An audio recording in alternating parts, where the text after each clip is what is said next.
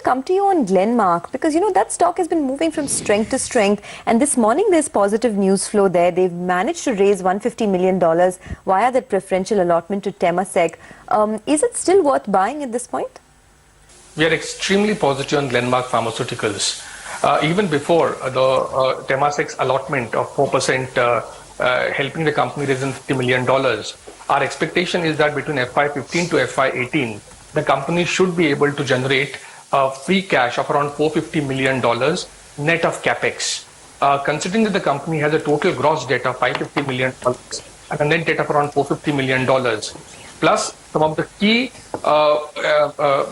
launches are expected, approvals are expected for exclusivity that they have filed around 36 months back.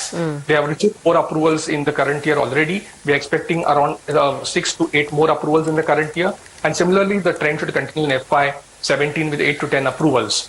3 key molecules, 2 in FY16 and 1 in FY17, if they are able to get the approvals on time, should help buoy the bottom line massively. I think the molecule in FY17 is a large molecule, and around $50 million is what our analyst is the total addressable market for Glenmark. And this year, molecules, one of $70 million and one of $150 million.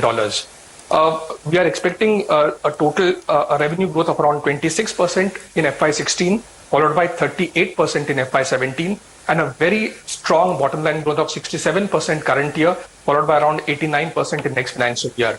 The ROEs of the company, which should be around 27.6% expected in the current year, should go up as per our analyst around 38% in FY17.